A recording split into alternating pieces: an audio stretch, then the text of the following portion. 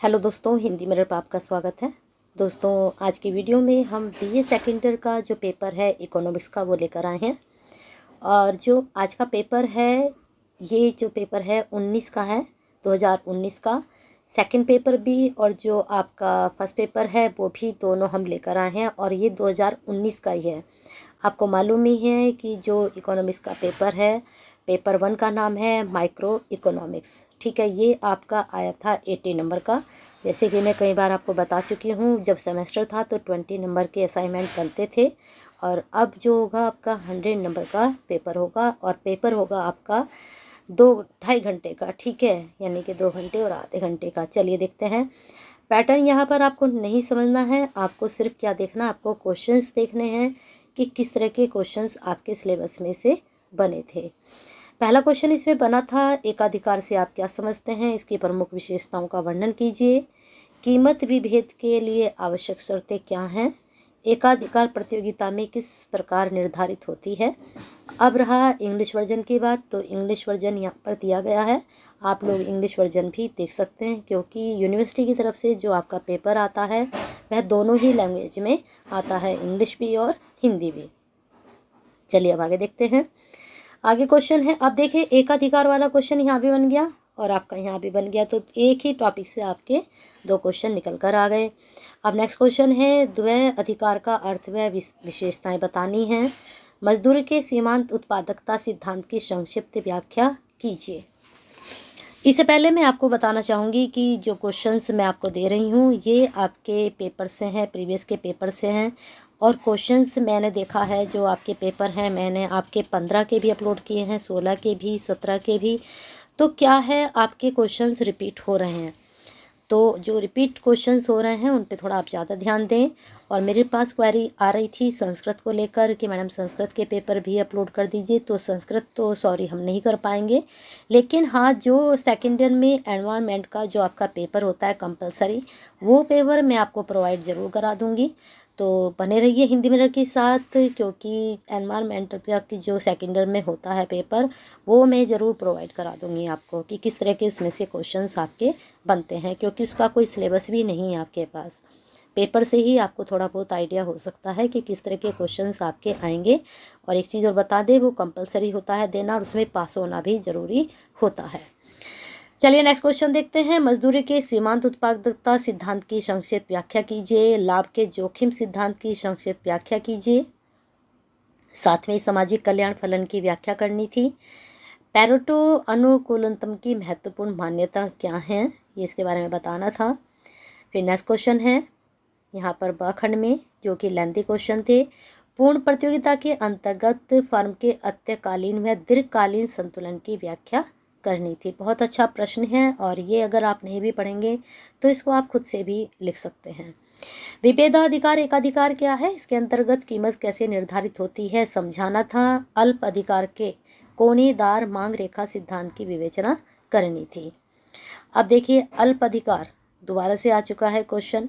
अल्प अधिकार यहाँ बन गया। अल्प अधिकार की प्रमुख विशेषताएं बतानी थी। यह एक अधिकार एवं द्वैधिकार से किस प्रकार भिन्न है।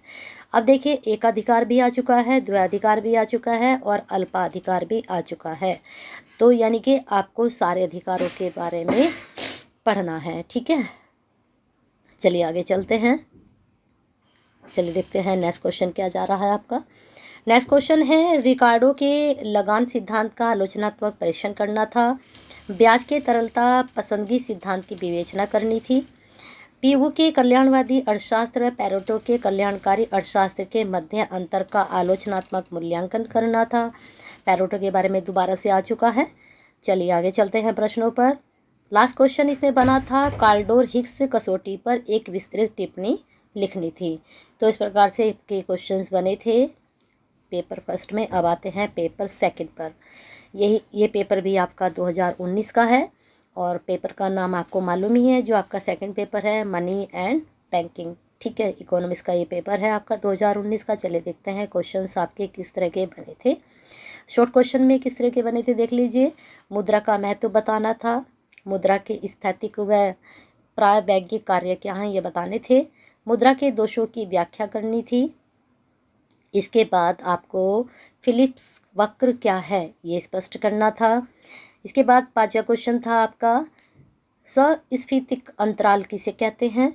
मिश्रित अर्थव्यवस्था में मुद्रा की भूमिका को विवेचन कीजिए। ये प्रश्न वेरी इंपॉर्टेंट है, इसको जरूर तैयार कीजिए, ये हर बार आता है। केंद्रीय बैंक तथा व्यापारिक बैंकों में अंतर बताना था। इसके बाद आपका क्वेश्चंस बना शॉर्ट में, व्यापारिक बैंकों के क्या कार्य होते हैं, संक्षेप में ये आपको समझाना था। केंद्रीय बैंक भी आ गए, व्यापारिक बैंक भी आ गए। व्यापारिक बैंक और केंद्रीय बैंक में अंतर, यहाँ पर व्यापारिक बैंक के बारे में पूछ लिया गया है, यहाँ पर अंतर पूछा गया है, ठीक है। अब आते हैं जो आपके बाखंड में लेंदी क्वेश्चंस बने थे। मुद्रा की परिभाषा देते हुए इसके कार्यों की विस्तार से व्याख्या करनी थी। फिशर के मुद्रा के परिमाणात्मक सिद्धांत को बताना था। फिर मुद्रास्फीति क्या है, मुद्रास्फीति को नियंत्रित करने के लिए मौद्रिक व राजकोषीय उपायों की व्याख्या करनी थी। ये क्वेश्चन भी बहुत इंपॉर्टेंट है, इसको भी आप तैयार कर लीजिए। रिजर्व बैंक ऑफ इंडिया के प्रमुख कार्यों का उल्लेख करना था। इसके बाद आपका बैंकिंग प्रणाली द्वारा साख मुद्रा का निर्माण किस प्रकार होता है, ये बताना था। भारत में बैंकिंग क्षेत्र के सुधारों पर एक टिप्पणी लिखनी थी। तो ये प्रश्न तो आप खुद से भी लिख सकते हैं अगर आपकी इको पर अच्छी पकड़ है। तो इस प्रकार से ये क्वेश्चंस बने थे आपके बाखंड में। यहाँ पर ये देखिए 1, 9 से लेकर 9, 10, 11, 12, 13, 14 आपके 5-6 क्वेश्चंस बने। फिर यहाँ पर बने आपके शॉर्ट में पैटर्न। हाँ, एक चीज़ और समझ लीजिए, अब जैसे मैं हिंदी के आपके प्रीवियस के क्वेश्चंस पेपर अपलोड कर रही हूँ, तो पहले जो क्वेश्चंस आते थे उसमें आपके MCQ आते थे हिंदी में। अब यहाँ आप देख रहे हैं कि इको में कोई भी MCQ नहीं दिया गया है, सीधे सीधे प्रश्न उठाकर दिए गए हैं। तो आप ये मत समझना कि इको का पैटर्न तो ये आया था और हिंदी का पैटर्न में MCQ आ रहे हैं। एक चीज़ और है, आपके पास सिलेबस होगा, सभी के पास होगा सिलेबस। अगर नहीं है आपके सिलेबस तो उसको आप डाउनलोड कर लीजिए। अभी मेरे पास एक बच्चे की क्वेरी भी आई थी कि मैडम आपने हिंदी का तो अपलोड किया हुआ है सिलेबस, हिस्ट्री का भी हमें दे दीजिए सिलेबस। तो वैसे तो मैं दे दूँगी सिलेबस, लेकिन आप सिलेबस को मैं बताती हूँ। आप यूनिवर्सिटी की वेबसाइट पर जाएंगे, जैसे ही वहाँ पर आप क्लिक करेंगे तो साइड में आता है कि सिलेबस लेना है, एग्जामिनेशन, स्टूडेंट व्यू। तो वहाँ पर जब आप सिलेबस पे क्लिक करेंगे तो सिलेबस पे क्लिक करते ही आपके सारे सिलेबस खुल कर आएंगे। तो उसमें सेमेस्टर वाला भी सिलेबस अलग है, ईयरली वाला अलग है। तो आप जो सिलेबस है ईयरली वाला डाउनलोड कर लेंगे, ठीक है। और अगर नहीं हो पा रहा है आपसे तो मुझे ज़रूर बताएं कमेंट बॉक्स में, मैं आपको प्रोवाइड करा दूंगी हिस्ट्री के सिलेबस के बारे में। स्टूडेंट ने वैसे तो कॉलेज से भी सिलेबस प्रोवाइड कराया जाता है सभी को, अगर नहीं है आपके पास तो बताइए। वैसे मैंने आपको बता दिया है। जब आप यूनिवर्सिटी की वेबसाइट पर जाएंगे तो वेबसाइट पर जैसे ही आप क्लिक करेंगे तो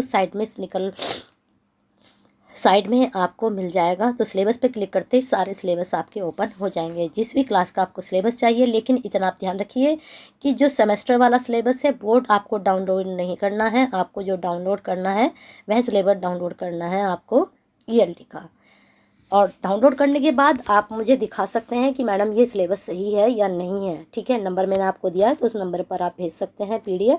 तो बने रहिए हिंदी ऑनर के साथ, अपना प्यार और साथ ऐसे ही बना के रखिए। और ये जो प्रीवियस का मैंने पेपर आपके लिए वीडियो बनाई है इसको ज़्यादा से ज़्यादा शेयर कीजिए, क्योंकि सेकेंड ईयर के स्टूडेंट्स काफ़ी हैं जो मुझसे लास्ट ईयर से जुड़े हुए हैं, तो उनके लिए ज़रूर शेयर कीजिए। इको का पेपर आपके लिए आ चुका है 2019 का, इसके बाद भी मैं अपलोड करूँगी फर्स्ट ईयर का और थर्ड ईयर का, और आपका 19 का मैं कर चुकी। जैसे जैसे मेरे पास पेपर आते जा रहे हैं मैं अपलोड करती जा रही हूँ। तो बने रहिए हिंदी मिनट के साथ। ऐसे ही अच्छी यूजफुल वीडियो के लिए सब्सक्राइब कर लीजिए अगर नहीं किया है, बेल आइकन हिट कर लीजिए नहीं किया है, शेयर कीजिए ज़्यादा से ज़्यादा अपने जैसे ही स्टूडेंट्स के लिए, और कमेंट बॉक्स में अपनी क्वेरी सेंड करते रहिए।